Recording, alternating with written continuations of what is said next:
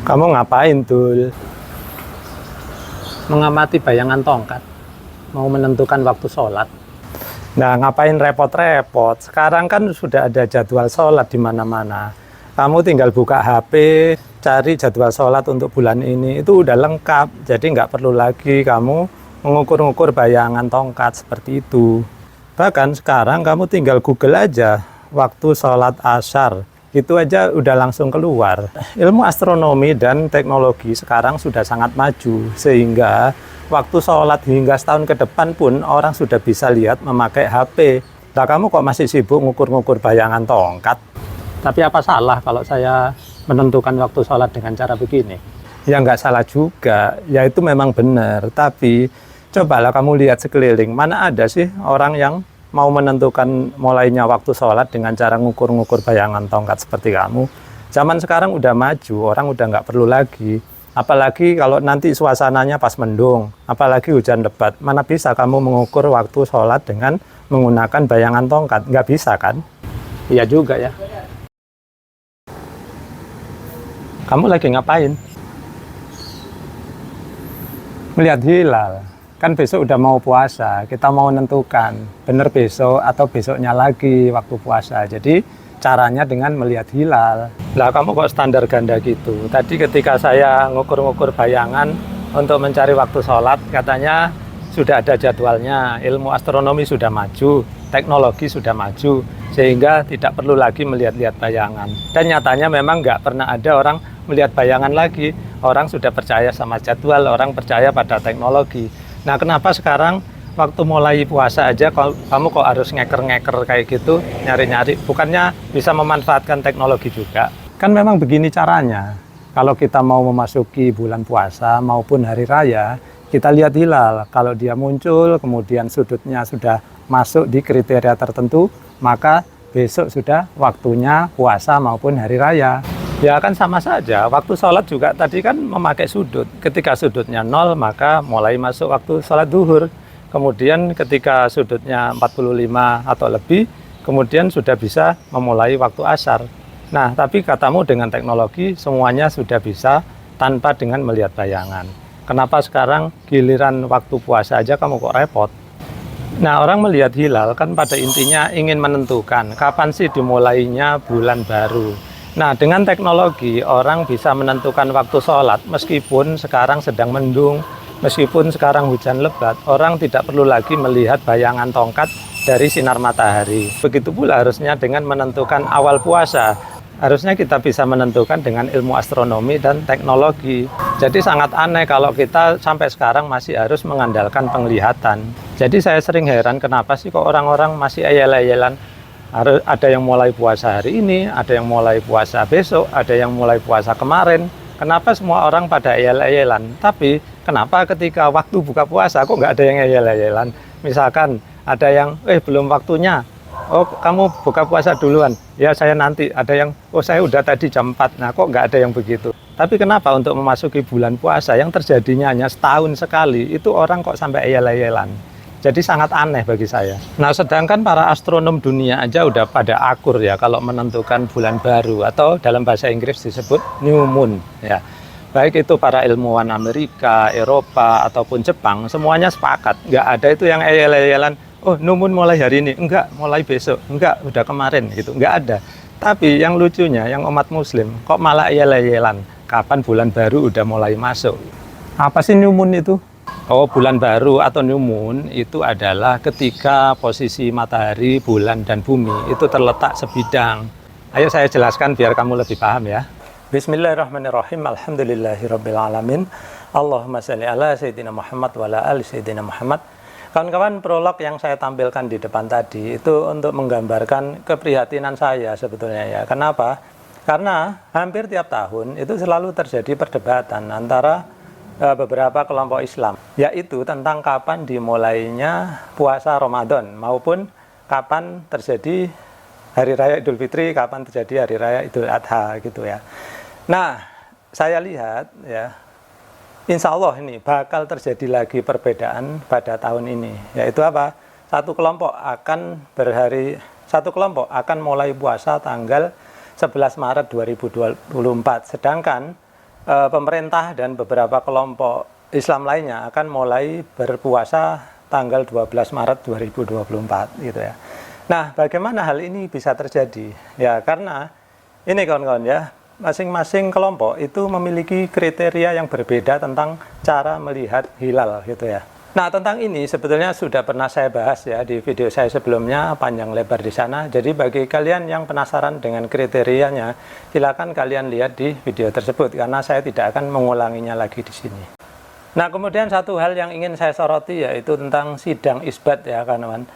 Nah, sidang isbat ini ada satu atau dua pihak yang menduga bahwa sebetulnya tidak perlu ya, karena hanya buang-buang biaya, buang-buang anggaran. Karena saya perkirakan memang anggaran untuk sidang isbat itu hingga ratusan juta rupiah ya kawan-kawan. Nah, apa sih sidang isbat itu? Ya, ada yang menanyakan ke saya. Nah, sepengetahuan saya ya kawan-kawan, sidang isbat itu untuk mempertemukan beberapa perspektif yang berbeda, kemudian untuk mendapatkan kesepakatan kapan dimulainya awal puasa Ramadan gitu ya. Nah, kemudian kalau kita perhatikan bahwa beberapa organisasi itu sudah bisa menentukan bahwa awal puasa Ramadan itu adalah tanggal 12 ya. Ada juga yang sudah menentukan tanggal 11. Sehingga pada akhirnya saya pikir sidang isbat ini kayak hanya formalitas aja gitu ya. Karena apa? Masing-masing pihak itu sudah menentukan kapan mau mulai puasa gitu ya. Jadi seperti tadi saya bilang ya kawan-kawan, pemerintah ya kemungkinan besar ya 99,9% akan mengumumkan bahwa mulai berpuasa itu tanggal 12 Maret 2024. Jadi tolong catat ya, nanti kalau saya salah kalian silakan hujat di kolom komentar. Nah, sehingga pada akhirnya mungkin ya tuduhan dari beberapa orang tadi jadi beralasan. Karena apa? Sidang isbat dilakukan itu padahal keputusan-keputusan sebetulnya sudah dibuat sebelumnya ya kawan-kawan. Sehingga pada akhirnya ya sidang isbat itu kembali seperti saya bilang jadinya seperti formalitas aja gitu ya. Nah, kemudian kita sebagai umat Islam yang tidak tergabung dalam organisasi tertentu ataupun tergabung ya kawan-kawan, sebaiknya kita ikut mana gitu ya. Nah, kalau menurut saya, ya kalian bebas mau ikut organisasi A, organisasi B, ataupun ikut pemerintah gitu ya. Nah, kemudian ada yang berkomentar di video saya sebelumnya, katanya, loh kita ini kan bernegara, harusnya ikut kepala negara atau ikut ulil amri, ikut pemerintah gitu ya. Menurut saya sih nggak gitu ya, karena apa? Pemerintahan kita kan bukan khilafah, yang mana tidak menjadikan pemerintah itu sebagai khalifah yang harus dituruti dalam kehidupan beragama. Bahkan ya kalian milih agama aja lo bebas, apalagi sekedar kalian puasa atau tidak ya. Jadi kalian puasa atau tidak, kalian sholat atau tidak, itu negara tidak bisa menghukum kalian gitu ya. Apalagi sekedar kapan mulai puasa, itu enggak banget gitu ya kawan-kawan. Nah, baik, sekarang saya akan jelaskan ya apa sih yang dimaksud dengan istima yang saya bilang tadi ya. Istima itu adalah posisi di mana ini saya gambarkan ya, matahari, bulan dan bumi itu terletak pada satu bidang datar gitu ya kan. Nah, bidang datar ini boleh begini ya kan. Nah, ini bagi beberapa orang yang penganut bumi datar ini nggak akan masuk akal ya kan. Jadi bagi kalian yang bumi datar, mohon maaf ya, pikiran kalian nggak akan nyampe di sini. Jadi begini ya kan, perhatikan ya bahwa setiap bulan ya, bulan ini akan mengelilingi bumi seperti ini ya. Nah, satu putaran ini dinamakan satu revolusi ya. Itu memakan waktu 1 bulan gitu ya kawan-kawan. Nah, sedangkan bumi sendiri, bumi juga ya, bumi itu mengitari matahari. Jadi seperti ini ya kan gitu ya. Nah, sambil bumi mengitari matahari ya, bulan juga selalu mengitari bumi gitu ya. Mohon maaf saya susah menggambarkan, tapi kira-kira seperti itu. Nah, ini skalanya saya sederhanakan ya. Kenapa? Skala bumi dan matahari itu sangat jauh berbeda ya. Ukurannya bisa kalian lihat seperti gambaran berikut ya. Nah, kita nggak usah terlalu jauh ngurusin ukuran ya kan. Jadi penggambarannya seperti ini. Jadi ketika bulan ini berputar, terus posisinya pas sebidang datar seperti ini, maka itulah yang dinamakan dengan istima.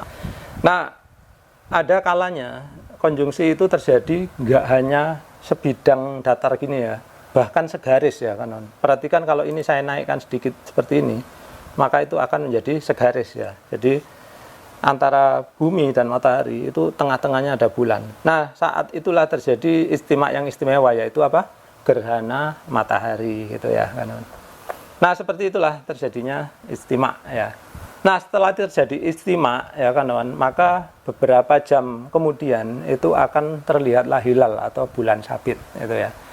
Nah, kemudian ketebalan bulan sabit itulah yang kemudian menjadi kriteria yang berbeda antara beberapa organisasi Islam gitu ya kan. Sehingga kemudian karena kriterianya berbeda ya, ketebalan bulannya beda kriterianya, maka akan menghasilkan hari yang berbeda pula ya. Kenapa? Karena bulan sabit itu ya kawan, makin bertambah jam akan semakin tebal gitu ya. Nah, itu kalau bulan sabit muda ya kawan. Lain lagi kalau bulan sabit tua, nanti kita akan ngomongin di lain waktu.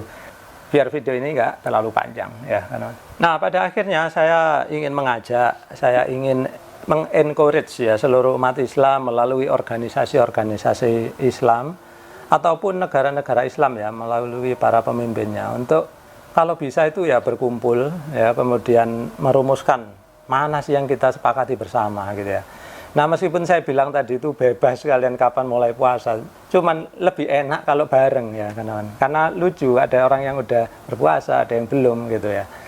Nah, kita tiru ya negara-negara barat yang mereka itu semua setuju bahwa hari itu dimulai ketika ini ya, perhitungan hari itu dimulai dari Lautan Pasifik ya kawan, yang mana berlawanan dengan arah Inggris yaitu Greenwich gitu ya. Nah, yang mana dunia Islam sebetulnya ya bisa membuat kesepakatan yang mirip seperti itu. Kita ambil lah, misalkan oke lah Mekah gitu ya, kita mulai puasa itu dari Mekah duluan, selanjutnya semua ikut gitu lah. Ya bagaimana lah ya para cendekiawan-cendekiawan Islam bagaimana merumuskannya. Saya hanya usul aja gitu ya kawan. Baiklah, jadi sekian dulu ya kawan-kawan, mudah-mudahan konten yang saya bawakan kali ini bermanfaat untuk memberikan wawasan bagi kalian gitu ya.